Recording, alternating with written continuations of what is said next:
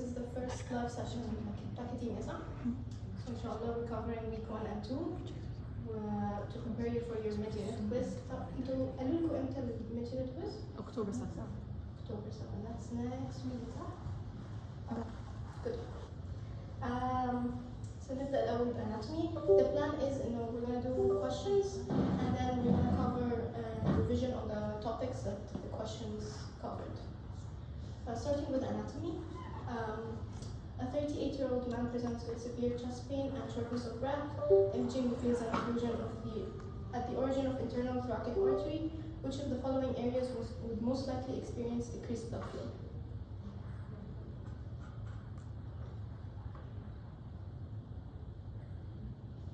Keyword is the origin of the internal thoracic artery.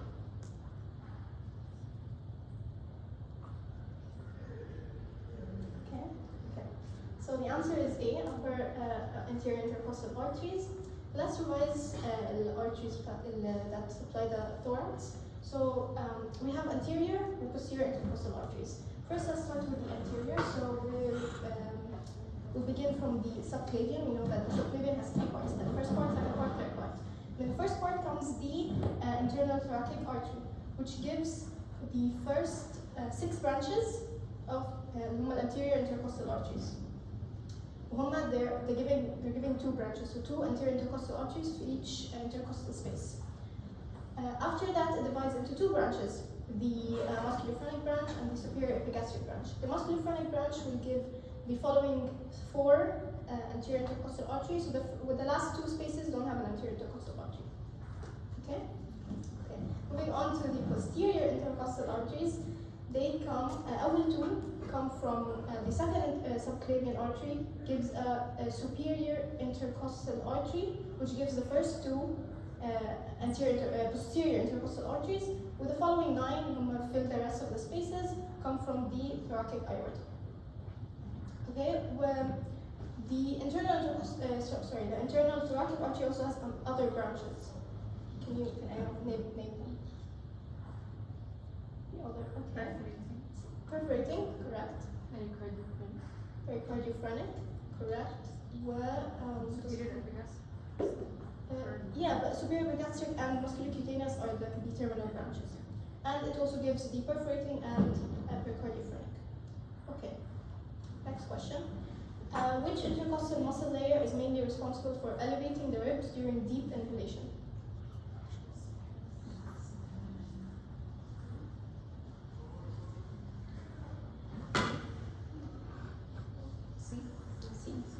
Correct. So let's revise the intercostal muscles. We have external, internal, innermost intercostal muscle. The external muscle will help in inhalation. The internal and innermost will help in forced exhalation. Keyword forced. Okay, why is normal exhalation doesn't use a muscle? Because it's passive due to the elasticity of the lung itself. We also have the subcostalis, which also helps in forced exhalation. It comes from the lower, an inner portion of a lower rib, which attaches to a higher rib.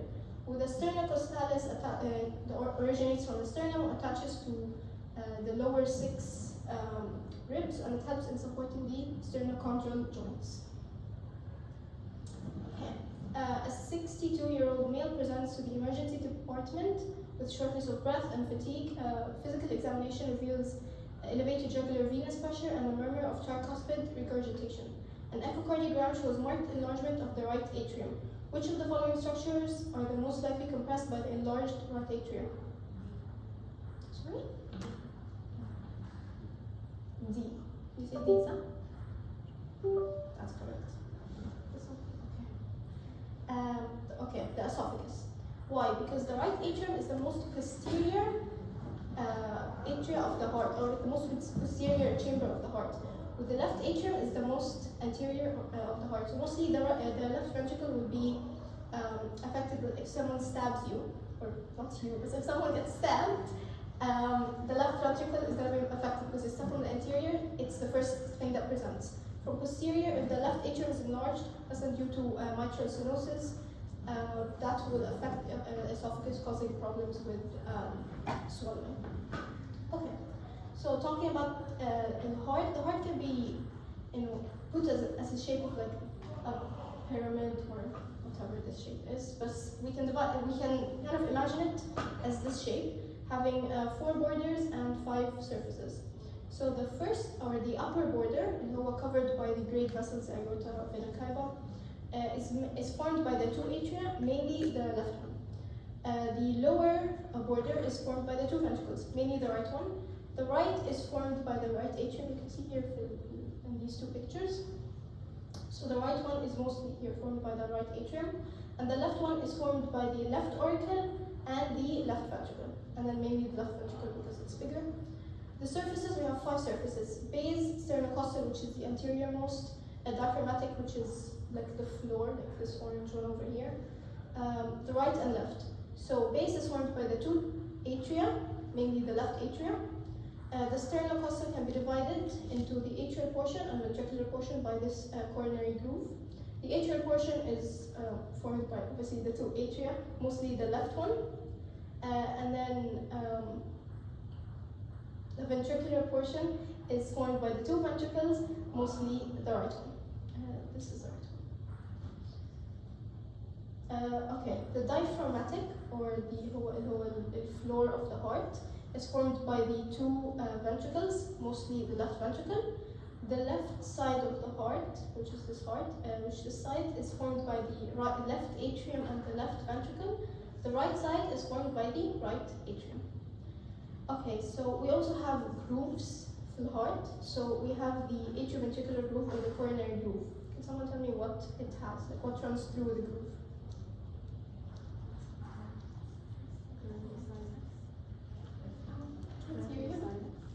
A coronary sinus, okay, correct. Uberto, the right and left coronary arteries. I think you took that this week, if I'm not mistaken. The anterior interventricular groove has the anterior interventricular artery and the great cardiac vein. The posterior interventricular groove has the posterior interventricular artery and the middle cardiac vein. And that's it with anatomy. Moving on to physiology. A 28-year-old male athlete has a resting heart rate of 50 beats per minute and a stroke volume of 90 milliliters per beat. What is the cardiac output at rest? Easy question, just math.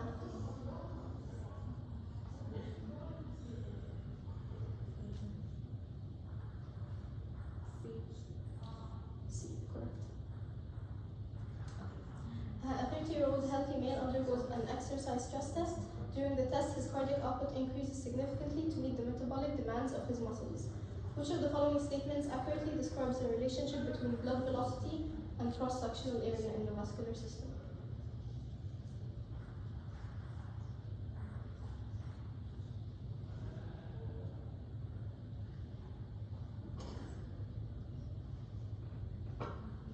Oh, you can't see. Oh.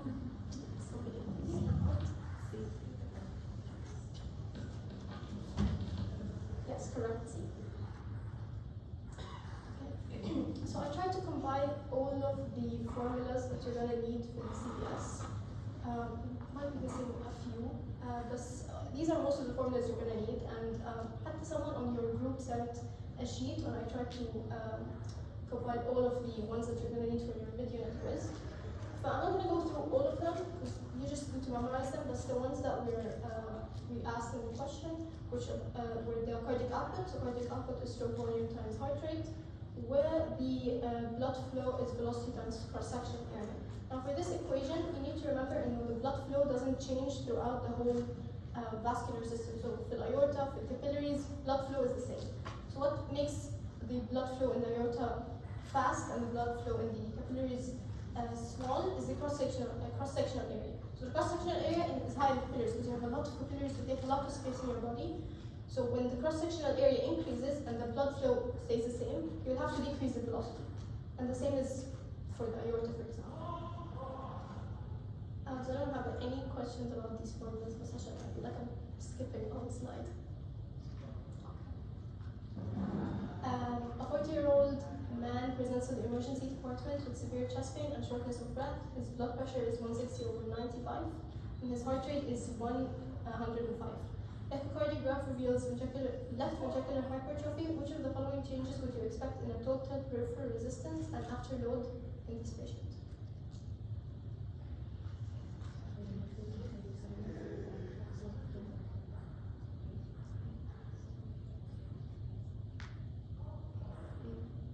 A, correct. So we know from the question he has high blood pressure. 160/95 is the high blood pressure.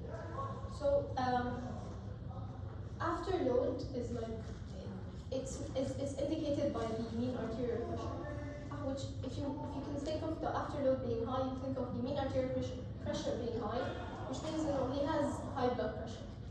So you know from the question that the after load is going to be high. And what causes high blood pressure? Vasoconstriction, usually. So vasoconstriction will increase the resistance because you have a really small artery.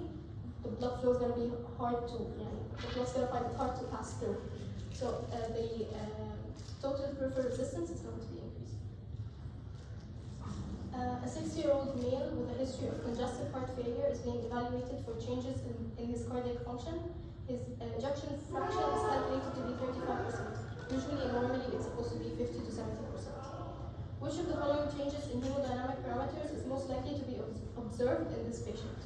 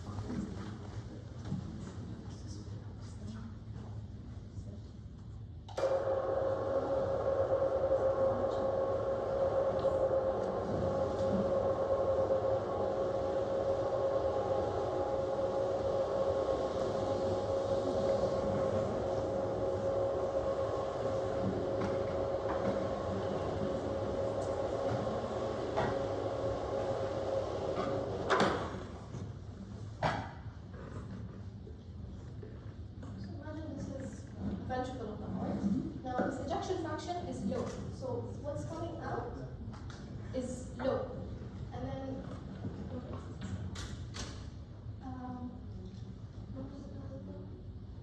okay. So his ejection fraction is low. So we know that what's coming out from the heart is low. So we can assume the cardiac output is low. Now because the blood is staying inside, the more blood will flow come in, it will increase. More blood comes in, increase.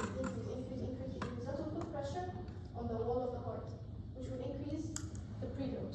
So that's why it's going to have, this patient is going to have a high preload and decreased cardiac output. Okay. So let's talk about the determinants of cardiac output. So we know cardiac output is stroke volume times heart rate. So what determines this, the stroke volume? The stroke volume can be affected by contractility, by preload, by afterload. So what's contractility? Strength. That's strength. Yes. So like how hard the heart is going to pump or squeeze. So if we increase contractility, we're going to increase the stroke volume. The heart's going to squeeze more blood's going to come out. So it's indicated by the ejection fraction. So what things can increase contractility?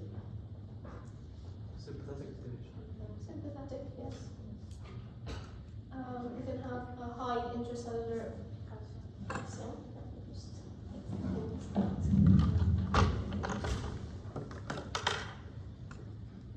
So we know that these are the channels of the heart. This is the calcium ATPase, and this is the Na calcium channel.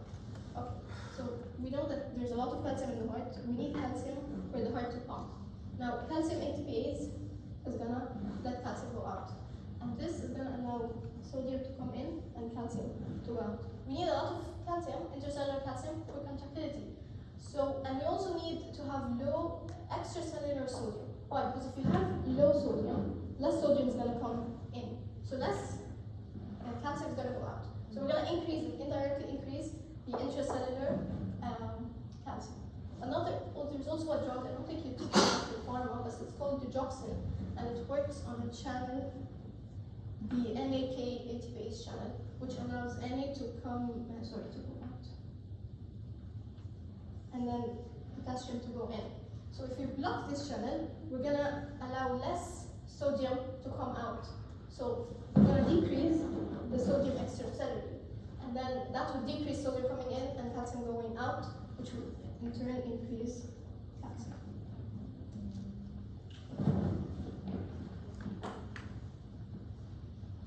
So that's for contractility. For preload, what's preload? Yeah. So it's basically the filling of the ventricle, so the stretching of the filaments. Exactly. So it's not how full the heart becomes and the pressure it exerts before the heart squeezes. So it's increasing preload will increase stroke volume. The heart has a lot of pressure inside, it's going to squeeze more and eject more volume. And it's indicated by the end diastolic volume. And it's increased by venous tone. Now we know the veins are basically like blood storages. So if we squeeze the veins, the blood's going to flow up, enter the heart, and it's going to increase the preload inside the heart. Increased blood volume, so increasing the blood volume, basically giving maybe IV or hydration, anything is going to increase the blood volume. The blood's going to the heart. It's going to put pressure on the heart, and that will allow it to allow the stroke volume to increase. Okay, and lastly we have afterload. Afterload, what's afterload? The resistance that the ventricle has to proceed to eject the blood. Yes, so it's it's like the pressure in the arteries, and the ventricle has to squeeze and get through all of that pressure, but then get more pressure to eject the fluid. But the pressure the heart has to overcome a certain pressure, and that's the afterload. So increasing afterload will decrease stroke volume. That's the only one that's going to decrease stroke volume. And it's indicated by the mean arterial pressure. Increasing afterload will increase. Anemia can be caused by high blood pressure and vasoconstriction. Again, vasoconstriction will increase the resistance and it will increase the pressure for arteries.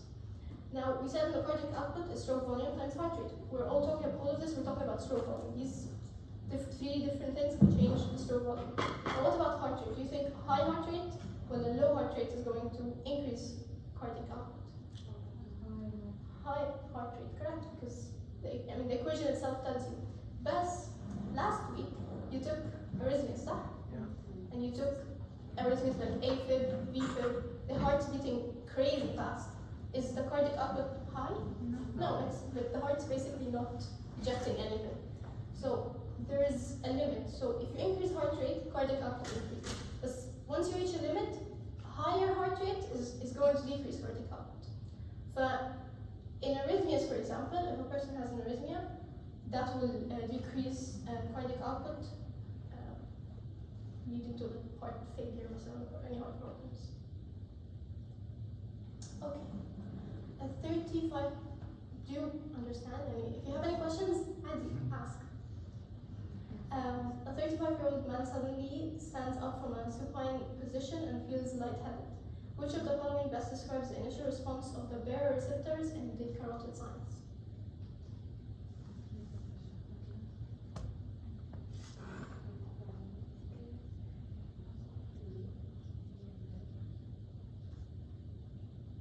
B. Correct. So when someone is lying, and they suddenly stand up, because of gravity, the blood flow comes into the legs. In your carotid sinus, which is in your neck, they're going to sense there's less blood pressure. So they're going to start firing to increase, they're going to decrease the firing because they're sensing less. But that's going to activate in the sympathetic system to increase the blood flow, because they're thinking, to increase the blood pressure, because they're thinking there's less blood pressure. Now normally, all of this in a normal person takes seconds, but you don't feel your low blood pressure, you feel dizzy, you're going to faint. But certain people, especially elderly, they're going to have something called orthostatic hypotension, which means their sympathetic nervous system doesn't work as well, and it takes time for the blood pressure to increase again. They'll feel they're going to faint or they're dizzy. So that's what orthostatic hypotension is. Okay. A 70-year-old male with a history of carotid artery atherosclerosis presents with dizziness and near syncope episodes. Which of the following best explains his symptoms?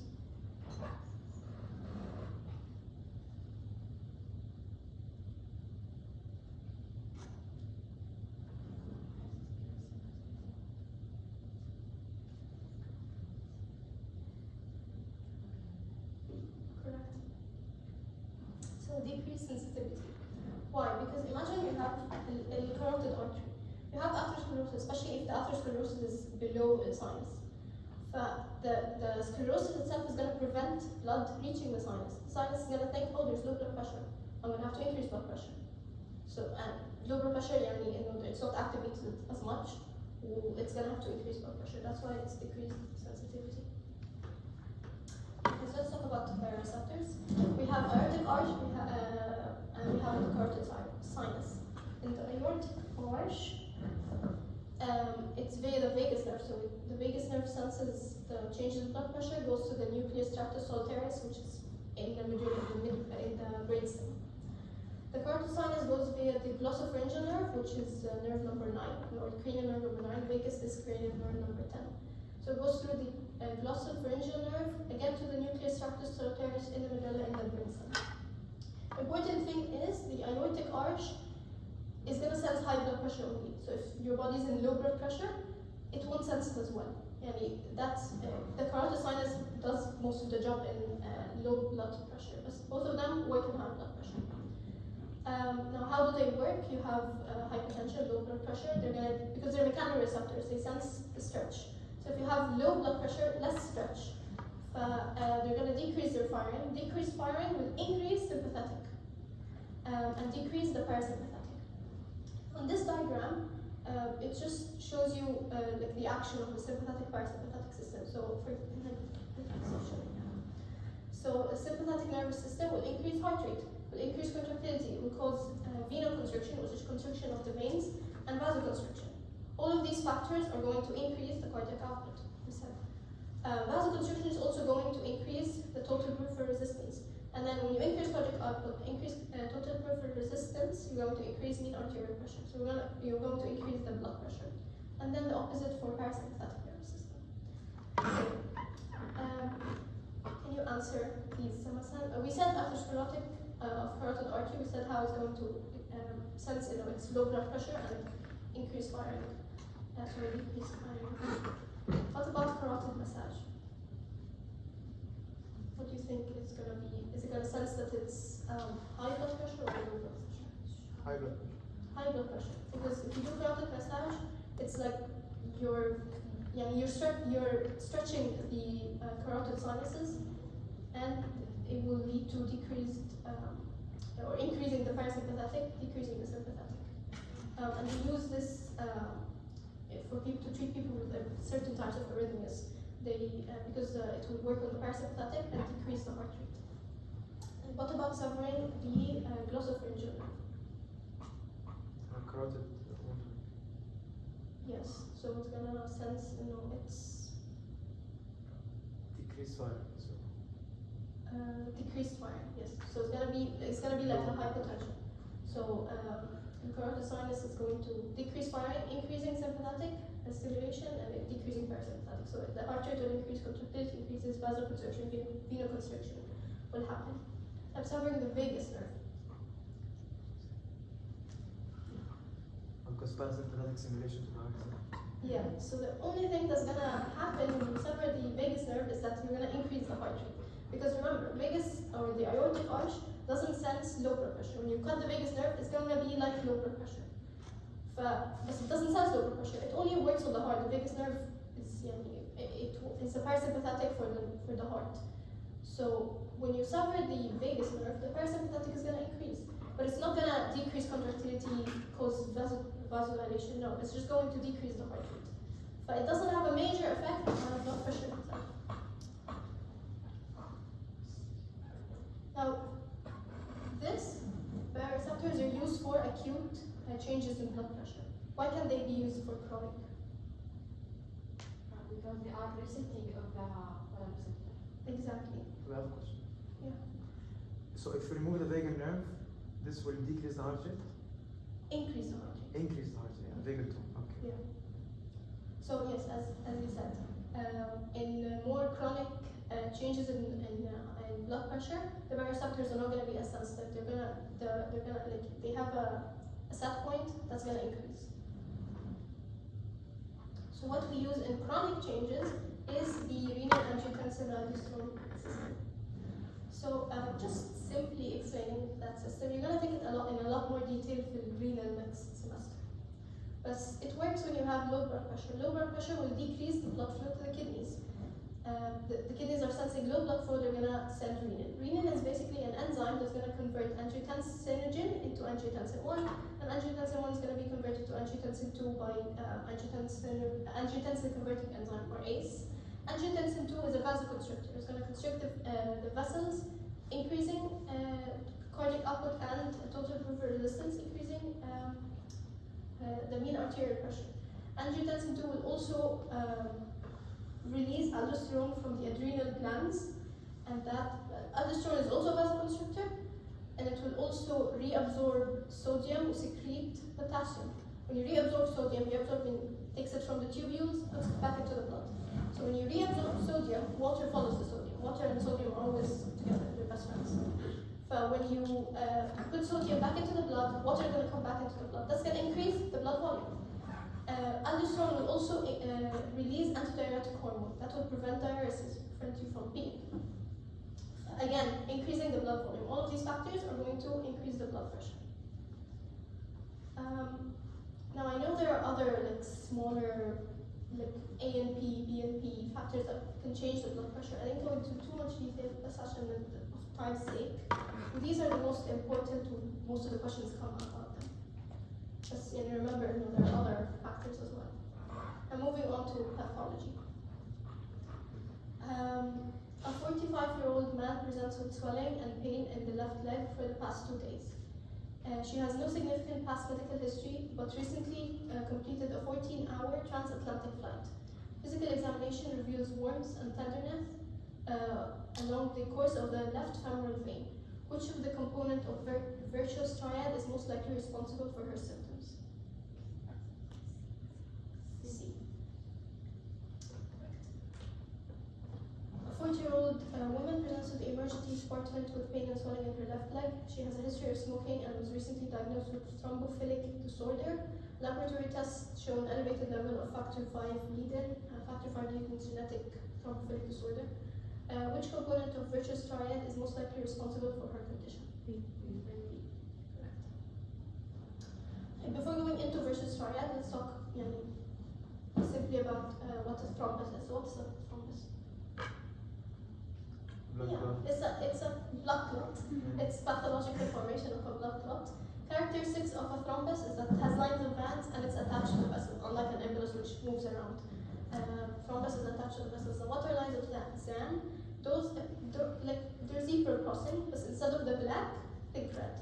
So the red is by red blood cells. The white, or the whitish, pinkish one, is formed from fibrin and platelets. Okay, so virtuous triad has 3 components: stasis, hypercoagulability, and endothelial damage. I know it's written here, so I'm gonna go back. I want to give me examples of things that can cause stasis. Immobility. Immobility.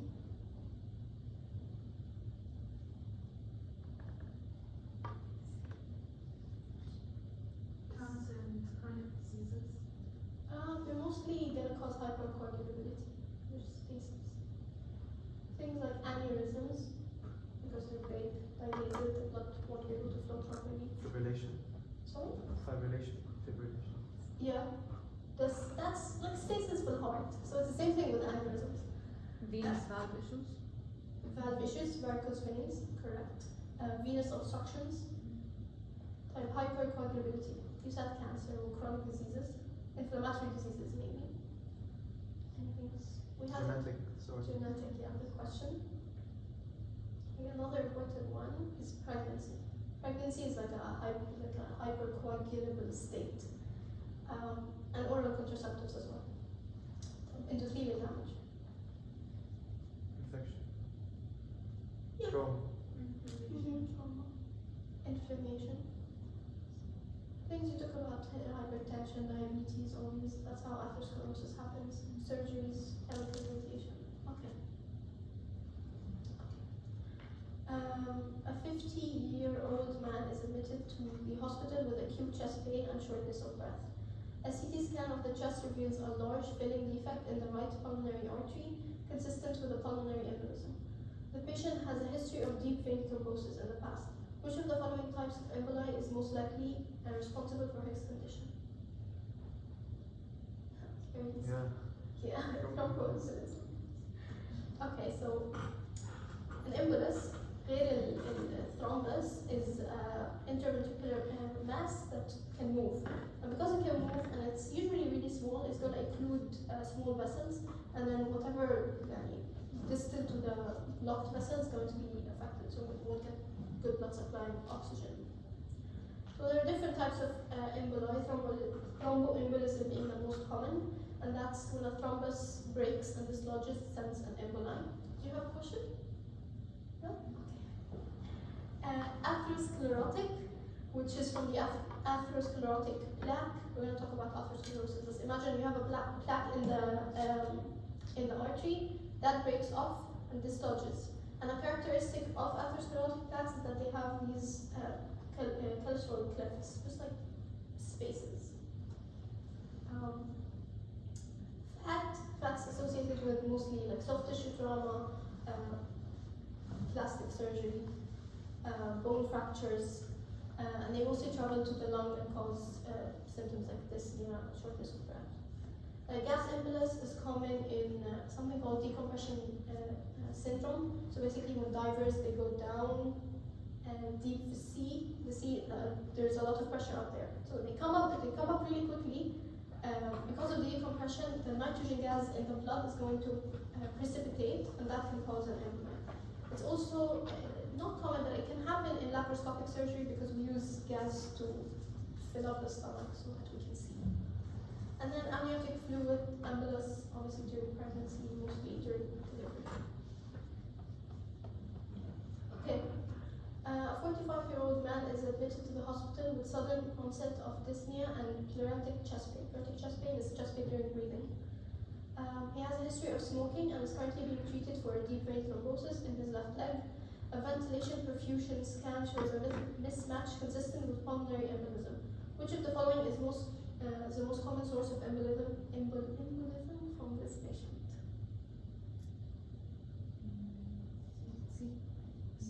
Let's just on the question.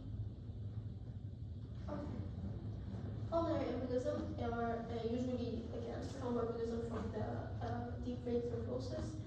If they're small, and they usually are small, so most commonly they're small, they're going to affect the small pulmonary arteries, maybe somewhere over here. See my mouse? Let me get my mouse. Somewhere over here. But if they do affect such a small artery, usually the lung has a dual blood supply. Pulmonary artery and then bronchial artery, which is a branch from the thoracic aorta. So if this is affected, the bronchial artery can compensate, allow blood to flow to that area. Nothing's going to happen, usually it's clinically silent. Best if it's a large embolus, it gets dislodged in one of the larger arteries. Where if a person has a problem with their heart, for example, so this dual blood supply, is not going to be, it's not going to be enough to compromise for the pulmonary embolism. That's when you're going to start seeing symptoms. Symptoms like dyspnea, hemoptysis, pleuritic chest pain, pleural effusion. Also, large thrombi, they can lead to pulmonary hypertension because you're blocking an artery and the blood flow starting to pass, but it can't, so it leads to hypertension. And that leads to something called core pulmonary right-hearted failure. So the right heart, or the right side of the heart, pumps blood to the lung. Now if the blood flow can't properly pass through the lung, the heart's pumping, it can't let the blood pass, so it's going to cause right-sided heart failure. And that's what core problem was, basically a lung problem causing a heart problem. And we're going to learn a lot about these with us. Okay, to diagnose pulmonary embolism, you can see an elevated D-dimer, ventilation perfusion scan showing the perfusion is abnormal because there's a block in the blood flow, a CT showing a vascular filling defect, or you can find a DVT if you do a lower extremity Doppler. Okay, a 70-year-old man with a history of hyperlipidemia, diabetes, smoking, presents with chest pain and shortness of breath. A coronary angiogram reveals significant narrowing of the coronary arteries due to plaque formation. Which of the following is the most likely underlying mechanism contributing to the development of atherosclerosis in this patient? D. D. I think it's B. Close. But see, it's not the most direct. So the you get the endothelial injury, and then the lipid starts accumulating. A 65-year-old man with a long history of poorly controlled hypertension presents with worsening renal failure and proteinuria. A renal biopsy shows hyaline thickening of the walls of the small arteries and arterioles. Which of the following is most likely underlying mechanism contributing to the factors observed in this patient?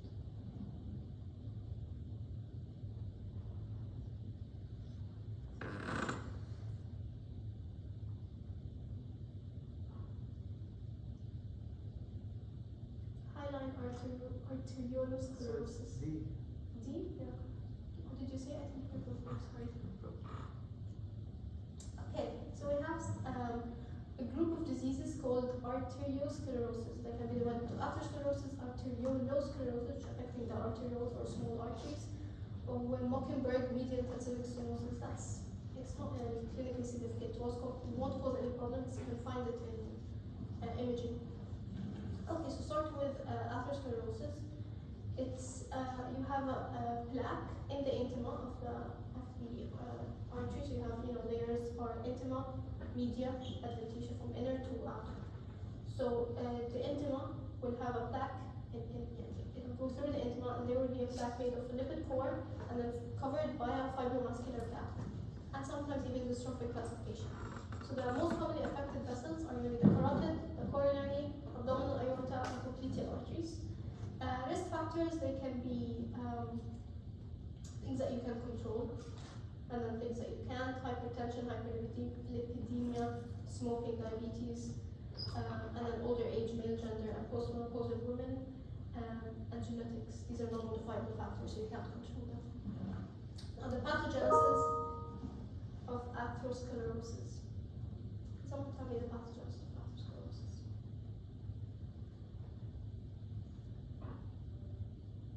We said earlier, a damage happens to the endothelium. From things like high blood pressure, lipids, diabetes, smoking, all of these factors can cause endothelial damage, and that would lead to the lipids leaking inside the intima. Now, the lipids get oxidized. And what oxidized lipids? Macrophages love oxidized lipids, so they will consume them. You will eat them. The macrophages will turn into foam cells, and that will form the lipid core. Now, to form the fibromuscular cap, the platelet-derived growth factors, other growth factors, will allow the smooth muscles to proliferate and deposition of extracellular matrix, forming the fibromuscular cap. Now, complications. You can have stenosis, the plaque can rupture. You can weaken the artery itself. So stenosis, generally for symptoms to occur, it has to affect 70% of the artery or more. That can lead to angina if it affects the heart, peripheral vascular disease if it affects the limbs, ischemic bowel disease if it affects the aorta or the branches of the aorta that supply the bowel. Plaque rupture, that can lead to thrombosis, which can then cause MI or strokes. It can also lead to the atherosclerotic alveoli that we talked about. Now, weakening of the vessel. Why would atherosclerosis cause weakening of the vessel? There's not, because the oxygen will diffuse from the top, so if there's a huge bulk, it doesn't reach. Exactly. So because of diffusion and because of the distance is increased, and there will be lack of oxygen reaching the media, and that will weaken the media and lead to aneurysms. Now, arteriolosclerosis, we have two types, high-line, hyperplastic. High-line is caused by benign hypertension and diabetes, mostly, because these hypertension and diabetes, they will increase the permeability of the vessel, so protein will start leaking into the vessel. When you have protein leaking, that will thicken the wall itself and make the lumen thinner. It mostly affects renal vessels, causing chronic renal failure. Hyperplastic is caused by malignant hypertension, which is really high hypertension over 200 over 120. And that would lead to hyperplasia of the smooth muscles, again, making the lumen narrow. And it can lead to fibrillar necrosis and acute renal failure. Now, Mockenberg-mediated calcific sclerosis, calcification of the media, it's not clinically relevant, but you can see it in imaging, like mammograms, for example. You can see little calcifications, but it doesn't cause any obstruction or any changes to the blood flow. Okay. A 62-year-old woman presents with back pain and palpable mass in the abdomen. Imaging studies reveal large abdominal aortic aneurysm with a diameter of 7 centimeters. Histopathological examination shows a thickened intima, disrupted elastin, and an abundance of macrophages and smooth muscle cell loss. Which of the following is most likely underlying pathological process in this patient's aneurysm? Correct. Okay. So, aortic dissections and aneurysms. Now, aortic dissection, the intima, there's a tear, and then blood will enter through the intima, goes to the media, and kind of breaks through the layers of the media. So what do you need for a dissection to happen? You need high blood pressure and a weak wall. For high blood pressure, mostly it happens in the proximal point of the aorta. That's when the blood is at its highest pressure. And the weak wall can be caused by hypertension, because hypertension is going to cause arteriolosclerosis to the vasovasorm. Vasovasorm are the vessels that supply the blood vessels. So when you cause sclerosis in these vessels, they will decrease the blood flow, will decrease the oxygen that's going to diffuse into the media. Because the media, it's in the middle. There's oxygen coming from the lumen itself, oxygen coming from the vasovasorm. So the intima adventitia are usually not affected when they get most of the oxygen supply. Because the media can be affected when it's in the middle, it doesn't have directly, but it depends on diffusion. It decreases the oxygen to the media. Things like Marfan syndrome, Ehlers-Danlos syndrome will affect the connective tissue. Marfan will lead to degradation of the media and cystic necrosis. Ehlers affects the collagen 3, which is found in blood vessels. So that will lead to weakening of the media. Symptoms are really sharp chest pain that radiates to the back, and it can also go down as the dissection is going down. Complications, things like cardiac tamponade, which is blood filling the the pericardial space of the heart. Hemorrhage, obstructing branching vessels. This is a branch coming from the aorta. When you have a dissection, that's gonna obstruct this branch.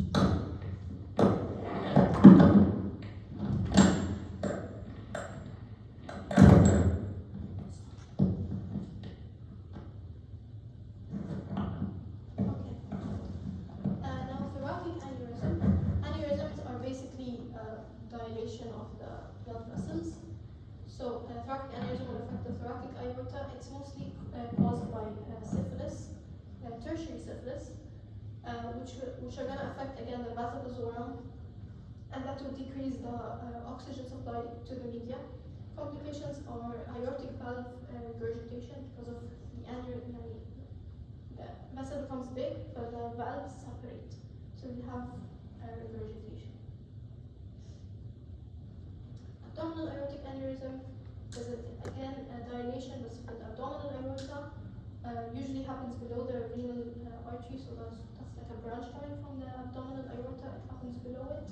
When it's usually due to atherosclerosis, again because atherosclerosis will increase the diffusion distance, causing weakness of the media. Complications, hemorrhage, thrombosis, embolism, and then compression of local structures like the ureters.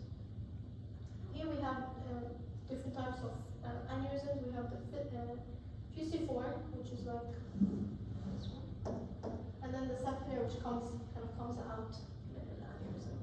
Fusiform is mostly زي abdominal aortic aneurysm. That's mostly fusiform. Okay, and then lastly pharmacology.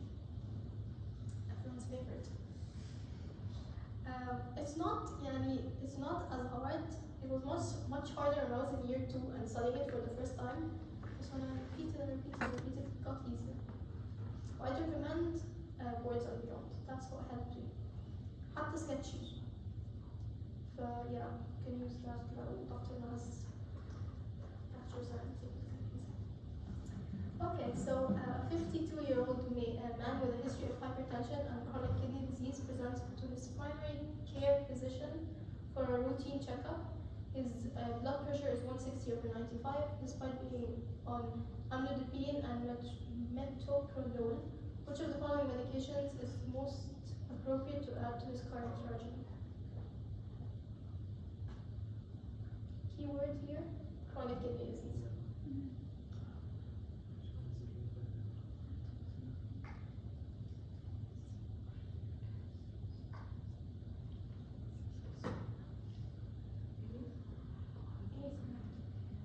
Can anyone tell me the class? I think class is ACE inhibitors. So ACE inhibitors are good if you have hypertension and chronic kidney disease. So whenever you see these two together, I'll go ACE inhibitors. Unless there's like a contraindication in the middle of the question to confuse you. Wouldn't it be fosinapril? They're all ACE inhibitors. Anything that ends in pril is basically an ACE inhibitor. I mean, because it's released by the liver? Yeah, because it's the Excretion. only one primarily not eliminated primarily by the kidneys. But that was my. Let's follow Dr. Naha. I got this question in New World. Let's follow Dr. Naha. Yes, she's gonna be marking the exams. A 35-year-old woman is diagnosed with hypertension. She is otherwise healthy and not on any medications. Her physician prescribed medication to lower the blood pressure by reducing the total peripheral resistance and does not cause any significant reflex tachycardia. Which of the following medications is most likely prescribed?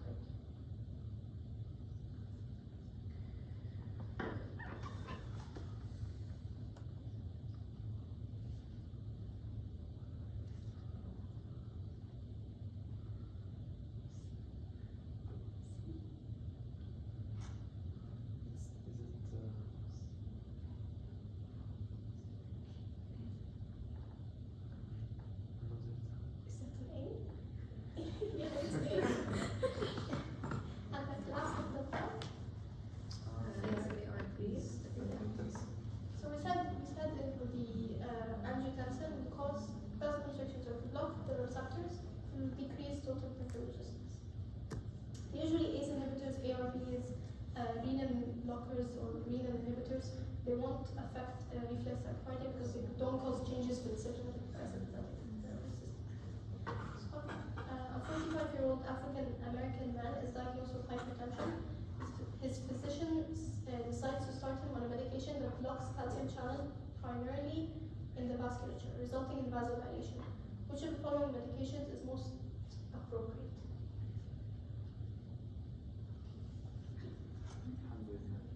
Okay, so we have A and B. Both of them are calcium channel blockers. First, the question says primarily in the vasculature.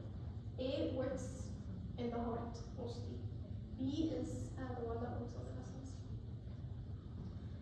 A 65-year-old man with a history of hypertension and asthma presents for routine follow-up. Her blood pressure is 150/90 and her current medication includes albuterol and fluticasone inhalers. Those are used for asthma. Which of the following antihypertensive medication should be avoided in this patient due to risk of bronchospasm?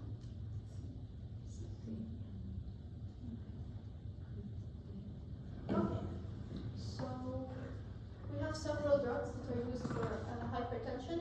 We have drugs that affect the sympathetic nervous system, so decrease the sympathetic nervous system like beta blockers, alpha blockers, and then A2 agonists. Careful because alpha blockers usually includes A1 blockers.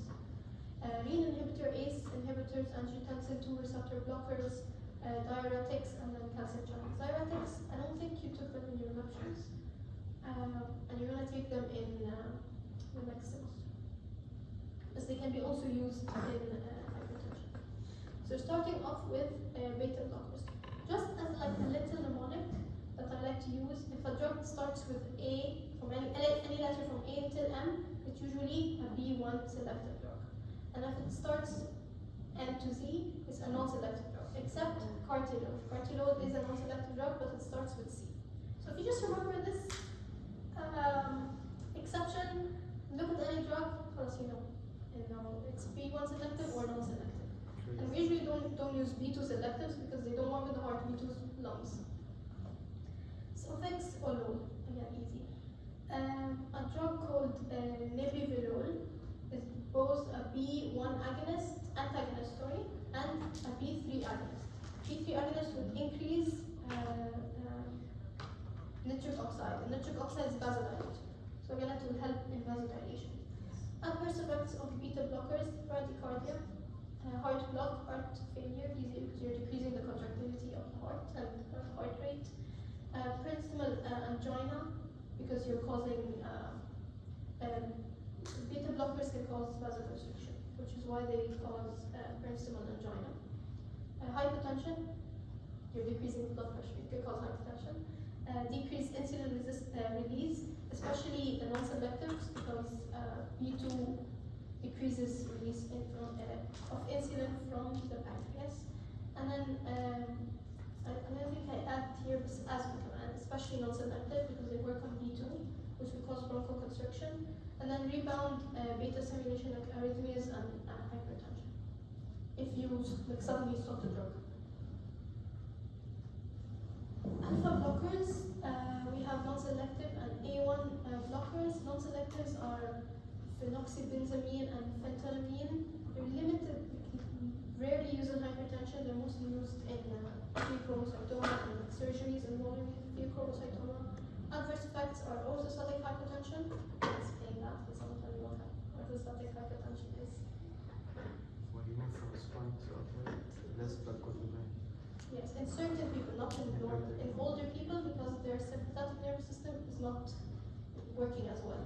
And reflex tachycardia. Selective A1 blockers have a suffix of OC. Their adverse effects are first dose exaggerated hypertension, and then you start reducing dose, so that will like the syncopian hypertension will go away, and also orthostatic hypertension. Alpha and beta blockers, they end in lol as opposed to vol for beta blockers only. Labetalol is used in emergency hypertension, and it can also be used in pregnancy. I didn't mention that here, but it can also be used in pregnancy. Labetalol also does not cause a reflex tachycardia like the rest of the drugs that end in lol. A2 agonist. Now, before we said alpha blockers will lead to vasodilation. Now A2 agonists, because they work, they inhibit the sympathetic nervous system, they inhibit the release of norepinephrine. So we want drugs that work on A2, so things like clonidine and methyl dopa will decrease the release of norepinephrine, and which will cause vasodilation. Clonidine can be used in hypertension with renal disease, as it does not cause renal blood, or does not affect renal blood flow. Amethyl dopa can be used in pregnancy. Adverse effects: bradycardia, hypertension, rebound hypertension. If you stop it quickly, just like alpha beta blockers. In adverse effects, if you think about it, they make sense. Bradycardia, why? Because you're decreasing norepinephrine, decreasing sympathetic stimulation. Hypertension, you're decreasing blood pressure, so it can cause hypertension if you, for example, take it a lot or overdose. The adverse effects, they do make sense if you sit and think about them. Usually those were like the ones that made me trouble, and I was like, how do I remember all of this? If you think about it, it's easy. Okay, now for the drugs that affect the RAS system, or the renin-angiotensin-aldosterone system. We have renal inhibitors like aliskiren. Adverse effects are hyperkalemia and hypertension. Again, as I said, it causes, or if you open that system, it will cause potassium to be secreted. And if you block the system, potassium will be increased. Hypertension again, angioedema. Now over here.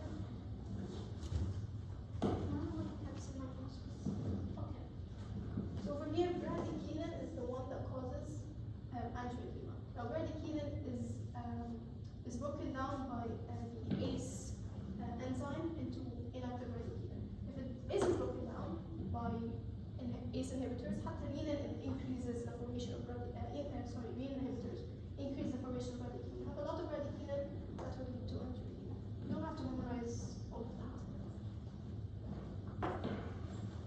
Okay, ACE inhibitors and April used in hypertension, diabetic nephropathy, chronic kidney disease, adverse effects. Again, like renin inhibitors will cause hyperkalemia, hypotension, angioedema, cough. It's a teratogen, so it's not used in pregnancy, and it can decrease the GFR and increase the creatinine levels because it decreases blood flow in renal kidney.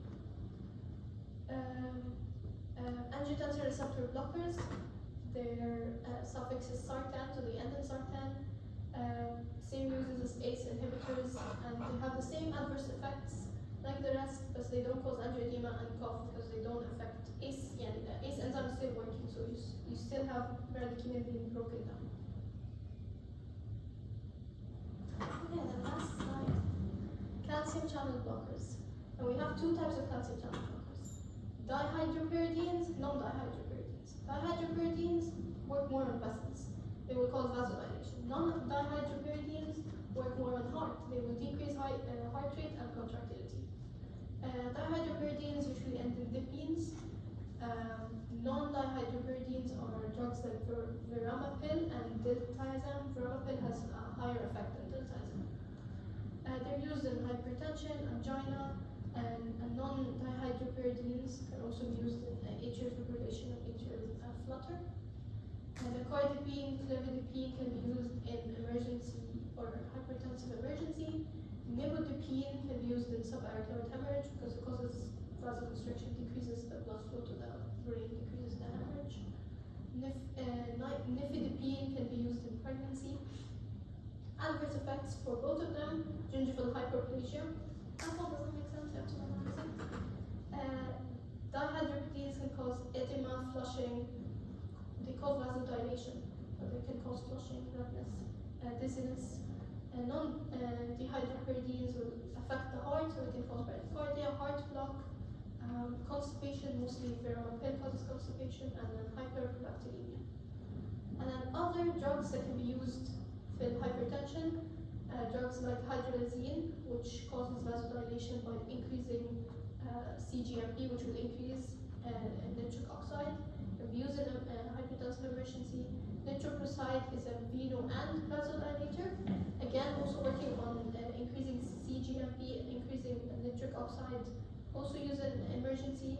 And phenoldiprem is a D1 agonist. The D1 are found mostly in the renal vessels and cause vasodilation of the renal vessel or renal arteries. Also used in emergency hypertension. So all of these last three drugs can be used in emergency hypertension, as well as the betanol from. Any questions?